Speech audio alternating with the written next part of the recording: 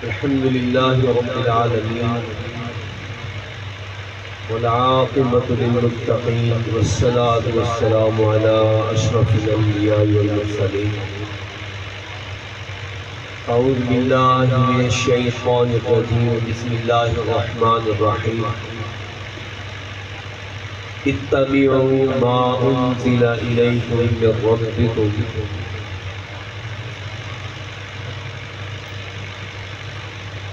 اے لوگو، اسی چیز کی اتباع کرو جو اللہ کی طرف سے تمہاری طرف نازل کی گئی.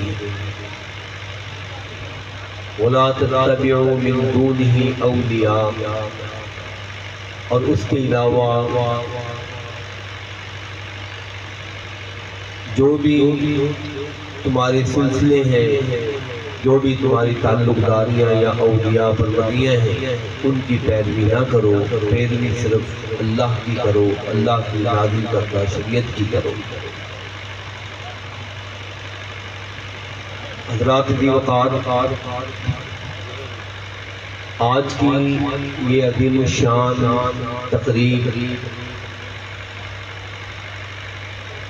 یہ عظیم الشان پروگرام محترم جناب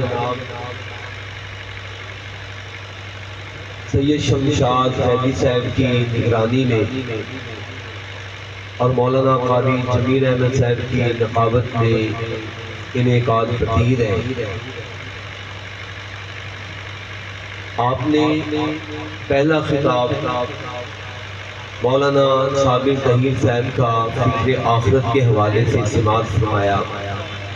قبر اور احوال قبر کے حوالے سے محشر کی ذمہ داریوں، حشر سمانیوں کے حوالے سے آپ نے بات چیت سماعت فرمائی. ابھی کچھ دیر پہلے آپ نے ملتان کوٹ عدو سے تشریف لانے والے ہمارے مہمان گرامی قدر جناب مولانا عبداللہ سلفی صاحب کا خطاب سماعت فرمایا. سیرت پیغمبر صلی اللہ علیہ وآلہ وسلم کے حوالے سے، دعوت حقہ کے حوالے سے آپ نے ان کی مفید گفتگو بھی سماعت فرمائی. اور ابھی چند منٹوں کے بعد آپ کے دلوں کی دھڑکن خطیب قرآن، خطیب پاکستان جناب مولانا قاری یاسر حیدر صاحب، وہ بھی آپ سے بڑی پرمغز اور مفید گفتگو فرمانا چاہتے ہیں. ابھی ان کا ٹائم ہوا چاہتا ہے. حضرات، میں آپ تمام بھائیوں ساتھیوں کا شکریہ ادا کرنے کے لیے اور آج کی بابرکت محفل میں عملی طور پر حاضری لگانے کے لیے حاضر خدمت ہوا ہوں، اور اس دعوت فکر کے ساتھ چند جملے آپ کے گوش گزار کرنا چاہتا ہوں کہ حضرات، دعوت حقہ مسلک اہل حدیث کی دعوت وہ خام خیالیوں پر مشتمل نہیں ہے، وہ سنی سنائی باتوں پر مشتمل نہیں ہے، وہ بے سر اور بے پاؤں کی چیزوں پر مشتمل نہیں ہے. اس نے اس کو کہا، اس نے اس سے کہا، مشرق کی باتیں مغرب والوں کو، شمال کی باتیں جنوب والوں کو، جن کی کوئی سند ہی نہ ہو، یہ مسلک اہل حدیث نہیں ہے. ابھی آپ نے سماعت فرمایا قرآن اور سنت کی خالص دعوت، یہ مسلک اہل حدیث ہے. لوگ باتیں کرتے ہیں اور کرتے رہنے کی عادت ہے. ابھی آپ نے حدیث ہرقل میں سنا، وقت کا بدترین دشمن کے سامنے دونوں اسلام کے مخالف، اور وہ اس کو کہہ رہے ہیں کہ ہمارا محمد کے ساتھ اختلاف سب سے بڑا یہ ہے کہ وہ کہتا ہے کہ جی اترکوا ما یقول آباؤکم اعبدوا اللہ وحدہ ولا تشرکوا بہ شیئا، اترکوا ما یقول آباؤکم. وہ کہتا ہے کہ بس ایک اللہ کی عبادت کرو، جو میں پیغام لے کر آیا ہوں اس کے پیچھے چلو، باپ دادا کے مذہب کو چھوڑ دو۔ یہ کیسے ہو سکتا ہے؟ ہم چاہتے ہیں کہ اللہ کو بھی مانیں، اللہ کی شریعت کو بھی مانیں، ہم خود ابراہیمی ہیں، ہم کعبے کے متولی ہیں، لیکن ہم چاہتے ہیں کہ جو ہمارے باپ دادا کر رہے ہیں وہ بھی ٹھیک ہے، لیکن محمد کی دعوت یہ ہے کہ بس اللہ کو مانو، اس کے رسولوں کو مانو، درمیان کے اندر باپ دادا کو مت لے کر آؤ۔ یہ ہمارا اس کے ساتھ سب سے بڑا اختلاف۔ حضرات، یہ آپ نے صحیح بخاری شریف میں طویل حدیث کی یہ چیزیں، یہ مندرجات ابھی حضرت نے بیان کی، آپ نے سماعت فرمائی۔ ہم بھی حضرات یہی دعوت پیش کرتے ہیں کہ اللہ کے بندوں، دنیا کے معاملات ہوں، آخرت کے معاملات ہوں، قبر اور حشر کے معاملات ہوں، ہر چیز کے اندر یہ دیکھو کہ رب کا قرآن کیا ہے، مصطفیٰ علیہ السلام کا فرمان کیا ہے۔ اگر اس چیز پر آ جایا جائے تو سارے اختلافات ختم ہو سکتے ہیں۔ اور یاد رکھیے وَاعْتَصِمُوا بِحَبْلِ اللَّهِ جَمِيعًا، کہ ایک اللہ کی رسی کو تھام لو۔ ساری یہ عید پڑھتے ہیں، لیکن میں کعبہ کے رب کی قسم اٹھا کر کہتا ہوں، اگر اس عید پر اور اس طرح کی احادیث پر اگر کوئی علی وجہ بصیرت ڈنکے کی چوٹ سب کے سامنے علن اعلان کہہ سکتا ہے کہ لوگوں صرف اور صرف قرآن و سنت ہیں، اس کے سوا کچھ نہیں، وہ صرف اہل حدیث ہو سکتے ہیں، کوئی دوسرا نہیں ہو سکتا۔ یہ ہمارا ہی چہرہ ہے۔ ابھی بھی آپ جا کر چوک گھنٹہ گھر سکھر کے اہلیان سکھر سے تاریخ سات جلسے کی روایات سنیں،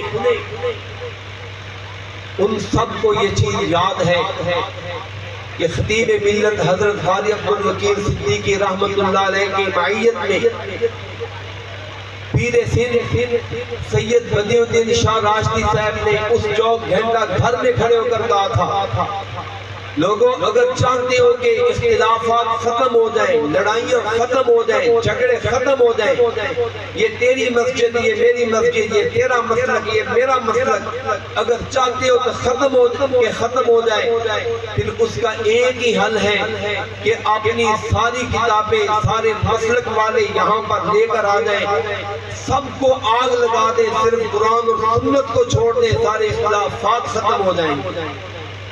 اور یہ دعوت، یہ وعدہ حق صرف اہل حدیث بلند کر سکتا ہے، کوئی اور نہیں کر سکتا، کیونکہ ہمارے نصاب کے اندر قرآن اور سنت کے سوا کوئی دوسری چیز موجود ہی نہیں ہے۔ آپ نے دیکھا جنہوں نے اپنے انداز سے محبت کے اظہار کیے، آپ نے ان کو بھی دیکھا۔ ہم کسی کے بارے میں بات نہیں کرتے، ہر کسی کا اپنا طریقہ عقیدت ہے۔ کچھ یہ سمجھتے ہیں کہ دنیا کے اندر حوریں بھی بنائی جا سکتی ہیں، حوروں کی زیارتیں بھی ہو سکتی ہیں، وہ حوریں بھی بنا دیتے ہیں۔ کچھ دنیا کے اندر بہشتی دروازے بھی بنا لیتے ہیں، کچھ دنیا کے اندر آب زمزم بھی بنا لیتے ہیں، کچھ سیون شریف کے اندر کعبے کی شکل بنا کر اس کا طواف بھی کر لیتے ہیں، کچھ سیون کے اندر جناب جمرات بنا کر شیطان کو کینکریاں بھی مار لیتے ہیں۔ ہم کہتے ہیں یہ آپ کی عقیدتیں ہیں، یہ آپ کی محبتیں ہیں۔ ہم تو یہ سمجھتے ہیں حوریں وہ جنت کے اندر اللہ کی بنائی ہوئی ایسی مخلوق ہے جو کوئی دنیا میں نہیں دیکھ پایا نہ دیکھ سکتا ہے، اور ہم یہ سمجھتے ہیں کہ ہم نے اس بہشت کے اندر داخل ہونا ہے جس کا دروازہ جناب مصطفیٰ علیہ السلام بنائی۔ جس بہشت میں جاتے ہوئے بھی ڈنڈے پڑتے ہو، نکلتے ہوئے بھی ڈنڈے پڑتے ہو، گالیاں پڑتے ہو، ایسی بہشت کو نہ ہم مانتے ہیں اور نہ بہشت کی یہ توہین ہم برداشت کر سکتے ہیں۔ حضرات ہم گزارش کریں گے اللہ کے لیے قرآن کا مطالعہ کریں، رسول پاک علیہ السلام کی پاک سیرت کا مطالعہ کریں، اپنے لیل و نہار کے اندر، صبح و شام کے اندر، اپنے کاروبار کے اوقات میں سے کچھ وقت نکال کر رسول پاک علیہ السلام کی سچی سیرت کا مطالعہ کریں۔ جیسے جیسے آپ سیرت طیبہ کا مطالعہ کرتے جائیں گے، اللہ پاک دلوں کے زنگ کو ختم کرتا جائے گا، پیچیدگیوں کو ختم کرتا جائے گا، اختلاف اور انتشار کو ختم کرتا جائے گا۔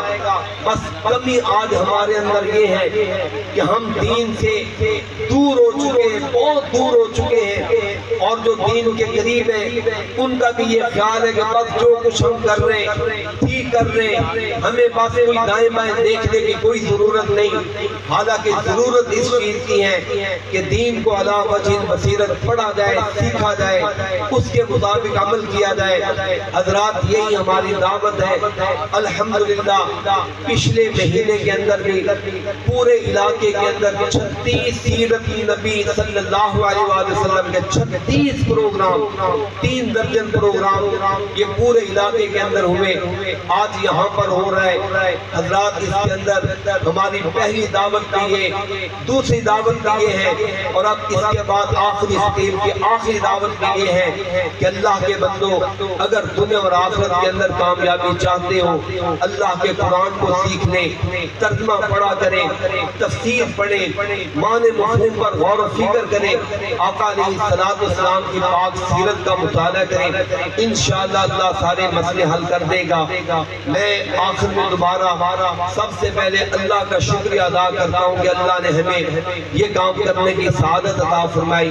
اس کے بعد مقامی انتظامیہ کا، آپ تمام بھائیوں ساتھیوں بزرگوں کا کہ آپ اپنا قیمتی وقت نکال کر تشریف لائیں، اور سب سے زیادہ آخر میں شکریہ میں دور سے لمبا سفر کر کے تشریف لانے والے اپنے علماء کرام کا شکریہ ادا کرتا ہوں کہ ایک مرتبہ پھر آپ نے خاص محبت کا ثبوت فراہم کیا، ہمارے ساتھ خاص عقیدت کا اظہار فرمایا۔